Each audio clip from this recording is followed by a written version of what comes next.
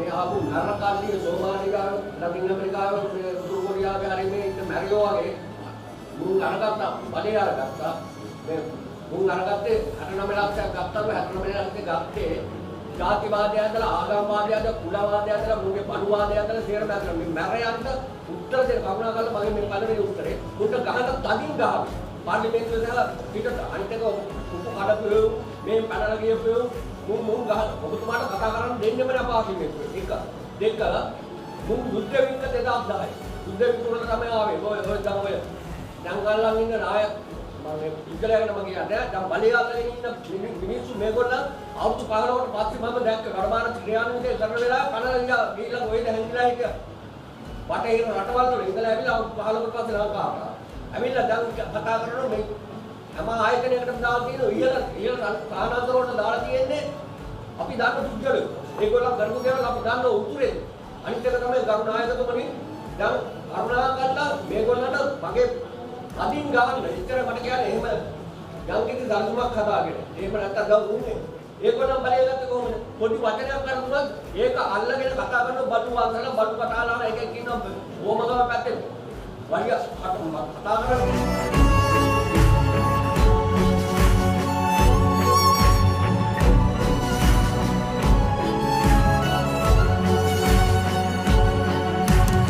Job ගන්න සෑහෙන කාලයක් ඉන්නම්ම ජොබ් එකක් හොයලා ඉන්නේ. අදටත් ජොබ් එකක්. ඒ කියන්නේ රජයේ කියන ජොබ් එකක් නැහැ. දැන් මේ තිබ්බ ජොබ් නේද? තා කොච්චර දුර ඉගෙනගෙන තියෙනවා? 8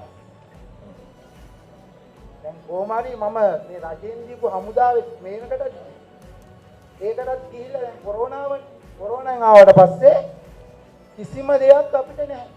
අපි යනවා විතරයි ඉන්ටර්විව් යනවා. හැමදේටම වුණා කියනවා මේක ඕන හැමදේම ඕන කියන ඉස්කෝලේ අරක ඕන කියන අපි ඔක්කොම හොයලා දෙනවා පොලිසිය සාධකෙත් ඒවත් ග්‍රාමසේවක සාධක ඉතින් ඔක්කොම දුන්නාට පස්සේ අපිට ජොබ් එකක් දෙන්නේ නැහැ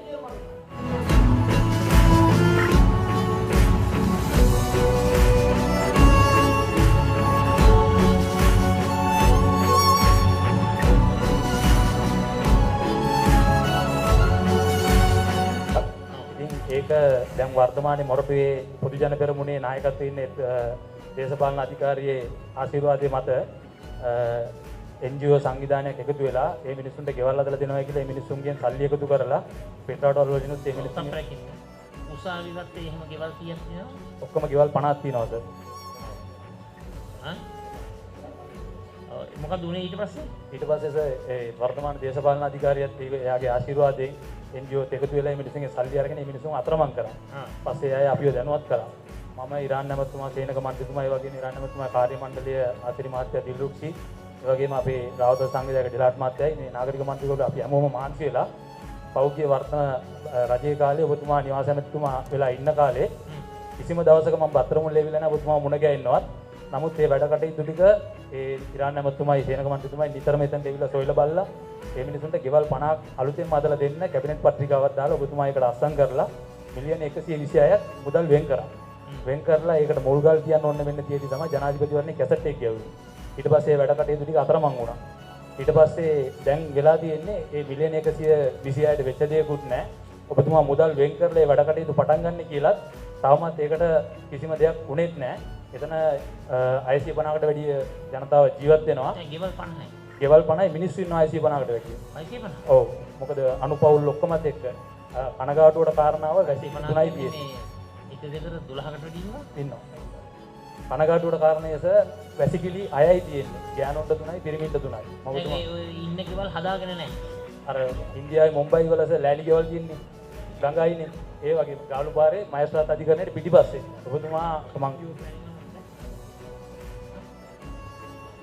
ඔබතුමාට මම කාරණික ඉල්ලීමක් කරනවා පුළුවන් නම් එතන ස්ථානයට ඇවිල්ලා පොඩ්ඩක් බලන්න කියලා. මොකද ඔබතුමා මොදලුත් වෙන් කරපු එකේ මම දන්නවා දැන් ඔබතුමා මේක පාර්ලිමේන්තුවේ කතා කරොත් මේ ඉන්න කාලකන්ණි ටික ටානිදට ඇවිල්ලා තලබඩ ගාලා වැඩ ටික පටන් ගනි.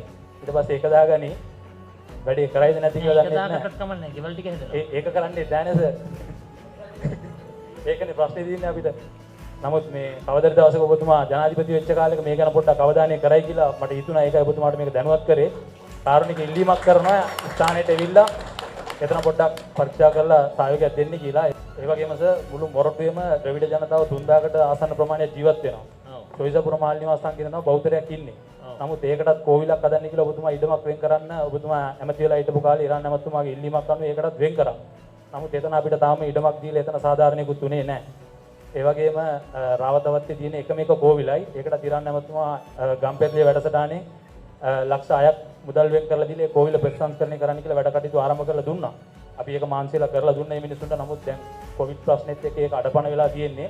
මුළු මොරටුවටම තියෙන එකම හින්දු ආගමික ස්ථානේ ඒක විතරයි. ඔබතුමාගේ ඉල්ලීමක් කරනවා මොකක් හරි අනුග්‍රාහක භෞතිකයාරි දායකත්වයක් අරන් දීලා ඒකත් පොඩ්ඩක් අංග සම්පූර්ණ කරගන්න සහයෝගයක් දෙන්න කියලා. මෙහෙමයි මම කෝවිලට මගේ මට්ටමේ උදව්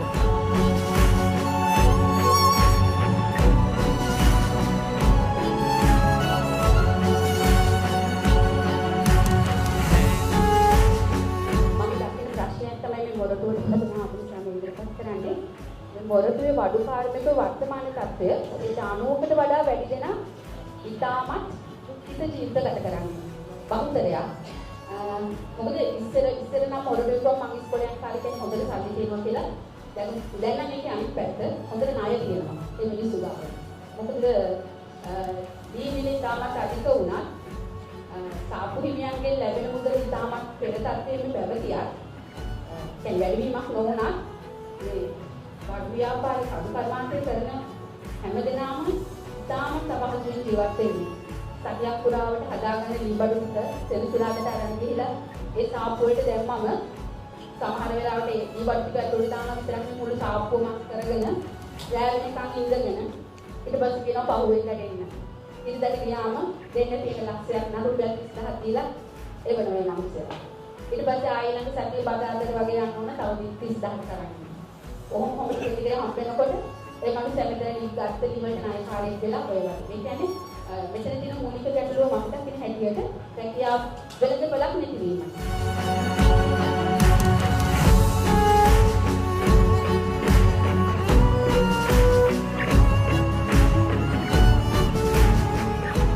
ආණ්ඩුව වැරදි දේවල් කරනකොට අපි වැරදි දේ විවේචනය කරනවා. හොඳ දෙයක් කරොත් හොඳ දෙයකට ප්‍රශංසා කරනවා. ඒ දෙකම කරන අතරතුර අපිට පුළුවන් ප්‍රමාණයනොත් අපි ජනතාවට උන්චියම් හෝ ආධාර උපකාර ඉෂ්ට කරනවා. පොඩි උදාහරණයක් ඔබතුමලාට කියන්න මේ ජංගම සේවාව මම කතරගම කියන්නේ මොනරාගල දිස්ත්‍රික්කයට අයයි කතරගම කරනකොට රෝහලේ අඩුපාඩුකම් කීපයක් ගැන සඳහන් කරා. මම ඒ රෝහලේ ප්‍රධානියාට අවසරයක් අරගෙන ස්පීකර් ෆෝන් දාලා කතා කරලා ජනතාවගේ ප්‍රශ්න ඉදිරිපත් කරා. ඒ කියන්නේ මේ උපකරණ වල තිබෙන අඩුපාඩුකම් ගැන කියනකොට වෛද්‍ය අධ්‍යක්ෂකතුමත් ඔව් එහෙම අඩුපාඩුකම් තියෙනවා කියලා කිව්වා. ඒක මාධ්‍ය හරහා ගියන් පස්සේ ඒක දැකපු ග්‍රහණපතියෙක් මට කතා කරලා ඒ උපකරණ ටික මේ වෙනකොට අරන් දීලා දැන් මම සෙනසුරාදට ගිහිල්ලා ඒ උපකරණ ටික පරිත්‍යාග කරනවා. එතකොට මේ කිසිම බලයක් නැතුව මේක කරන්නේ. ඒ කියන්නේ අපි ප්‍රශ්න ඇහුවා ප්‍රශ්නෙට උත්තරයක් ලැබුණා. අඩුපාඩුව හොයාගත්තා. ඒක මාධ්‍ය හරහා රටේ පරිත්‍යාගශීලී පුද්ගලයෙක් දැක්කා. ඒකට විසඳුමක් ලැබුණා. මහා ලොකු දෙයක් නොවෙන්න පුළුවන්. එතන තියෙන්නේ ලක්ෂ 20ක උපකරණ. ඉතින් ලක්ෂ 20ක් කියන මුදල රටේම අයවැය දිහා බැලුවහම ඒක නිකන් මේ බොහොම සොච්චම් ප්‍රමාණයක්. නමුත් ඒ රෝහලේ යම්කිසි අඩුපාඩුවක් එතනින් පිරිමැද. විසඳුමක් ලැබුණා. ඒකට මතක තියාගන්න මේ ජංගම සේවාවෙන් අපි උත්සාහ කරන්නේ ජනතා ප්‍රශ්න විසඳන්න. පාස්කු ප්‍රහාරය ඛේද වාචකයක්. පාස්කු ප්‍රහාරය අපේ රට මෑත් කාලේ මුහුණ දුන්න මහා බරපතල විනාශයක් හැටියට මම දකිනවා. පාස්කු ප්‍රහාරය සිදු වුණු අවස්ථාවේ ආණ්ඩු බලයේ හිටිය අපි. මම පහුගිය දවසක ප්‍රකාශයක් කරා ආණ්ඩු බලයේ හිටපු අපි ඒ පාස්කු ප්‍රහාරය කියන සිදුවීම පිළිබඳව අපි වගකීම බාර ගන්න ඕනේ කියලා. ඒක මම එදත් කිව්වා අදත් කියනවා. හැබැයි කනගාටුවට කාරණාව සමහර මාධ්‍යයන් මම කියපු සම්පූර්ණ කතාවේ මේ වාක්‍ය විතරක් අරගෙන ජනතාවට ඉස්මතු කෙරේ. මිත්‍රවරුනි, වගකීම සහ වගවීම කියලා දෙයක් තියෙනවා. තමන් බලයේ සිටිනකොට මේ වගේ ඛේද වාචකයක් සිදු වුණා නම් ඒකේ වගකීමක් වගවීමක් අපි බාර ගන්නට ඕන. අපිට කියන්න බෑනේ විපක්ෂයයි වග කියන්න ඕන කියලා. නමුත් මම හිතන්නේ මට පොන්දක් තිබුණා. අවංකව විවෘතව මේ ප්‍රකාශය කරන්න. හැබැයි අද දවසේ ප්‍රශ්නය ඒක නෙවෙයි.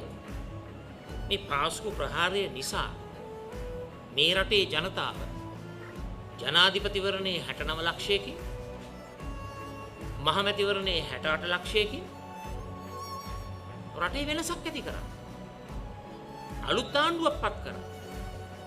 දැන් අර 69 ලක්ෂයයි 68 ලක්ෂයයි බලාපොරොත්තු වුණේ මොකක්ද? පාස්කු ප්‍රහාරයේ නියමුවන් කවුද? මහ මොළ කරුවන් කවුද? ඒකට අනුබල දුන්නේ කවුද? සැලැස්ම හැදුවේ කවුද? මුදල් දුන්නේ කවුද? මාර්ගෝපදේශකත්වය දුන්නේ කවුද? පහසුකම් සැපයුවේ කවුද? මේක රටේ අභ්‍යන්තරයේ සිදුවුණු වැඩක්. එහෙම නැත්නම් විදේශීය බලවේගත් මේකට සම්බන්ධ වුණා. 69 ලක්ෂයක් 68 ලක්ෂයක් බලාපොරොත්තු වුණා මෙන්න මේ ප්‍රශ්නවලට පිළිතුරු විසඳුම්. ඉතින් මම මේ කාරණාව මගේ කතාව ඉදිරිපත් කරනකොට ඔය කියපු කරුණු ටික බැහැර කරලා පාස්කු ප්‍රහාරයේ වගකීම අපි වාර ගන්නවා කියන ඒ කෑල්ල විතරක් අපි ඒ ප්‍රකාශ කරපු කෑල්ල විතරක් ප්‍රවෘත්ති හරහා ඉදිරිපත් කරනවා. ඉතින් හරිනේ. පාස්කු ප්‍රහාරයේ සිදු වුණු මොහොතේ අපි හිටිය ආණ්ඩුවේ ඒ සිද්ධියට වගකීම ගන්නවා විතරක් නෙවෙයි. ඒ සිද්ධිය සිදු වුණු නිසා රටේ ජනතාවත් උත්තරයක් දුන්නා.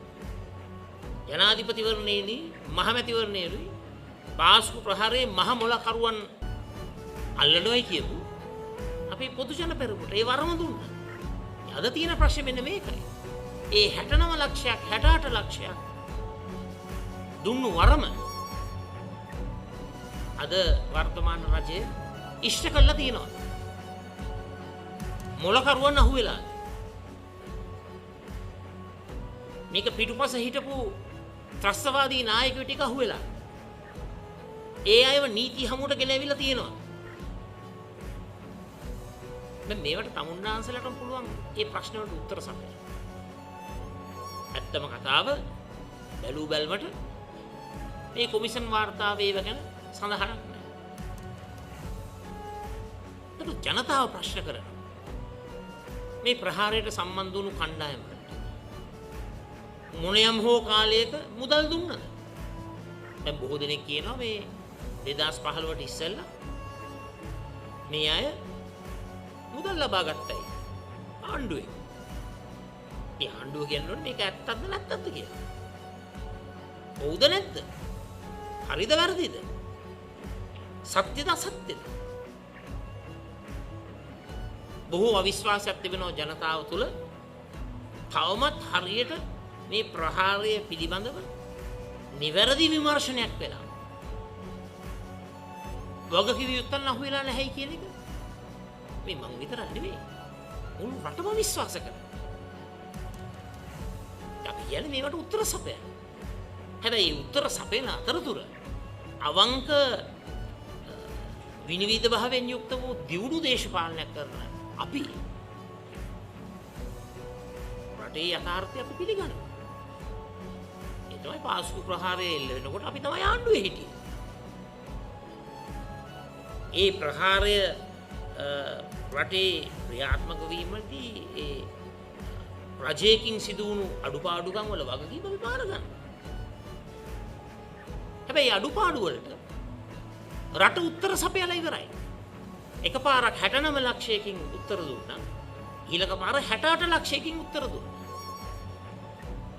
හැබැයි කොච්චර ජනතාව උත්තර දුන්නා අද පාස්කු ප්‍රහාරයේ මොළකරුවන් පිළිබඳව ආණ්ඩුවට නම් කට උත්තරයක්වත් නැති වෙලා තියෙනවා. ආණ්ඩුවේ ගැන කතාවක් නැහැ. ඉතින් මම විශේෂයෙන්ම මේ කාරණාව කියන්නේ විවිධ මාධ්‍යවල අපි කතා කරන දේ දශමයක් අරගෙන එක වාක්‍යයක් අරගෙන ඒ වාක්‍ය ප්‍රධාන මාතෘකාව කරගන්න මාධ්‍ය අපේ රටේ දිවීම ගැන මම ඇත්තටම කනගාටුයි. මම ප්‍රතිපත්තියක් හැටියට මාධ්‍ය වලට බඩින්නේ නැහැ. මම එහෙම නිර්දය ලෙස විවේචනය කරන්නේ නැහැ. මොකද ලිවීමේ පෙන්වීමේ අදහස් දැක්වීමේ නිදහස මාධ්‍ය වලට තිබෙනවා. නමුත් කතා කරපු සම්භාරයකින් එක වාක්‍යයක් විතර අරගෙන ඒ කතාව විකෘති කරනවා නම් ඒක මම බරපතල වරදක් හැටියට මම අවංකව දකිනවා. ඒ නිසා බොහොම පැහැදිලිව කියන්න කැමතියි මේ රටේ පෙරපාසල් දරුවෝ වුණත් දන්නවා පාස්කු ප්‍රහාරය සිදු වෙනකොට ආණ්ඩුවේ හිටිය අපි කියන්නේ. ඉතින් මම කරපු දේ තමයි ඒවකට ආණ්ඩුවේ හිටපු අය හැටියට අපි වගකීම බාරගත්ත. එතන ජාතික ආරක්ෂාව කළමනාකරණයේ ලොකු දුර්වලතාවයක් වුණා කියන්නේ. ඒක මම දකින්නේ වරදක් හැටියට. ඒක මම එදත් කිව්වා, අදත් කියනවා, හෙටත් කියනවා.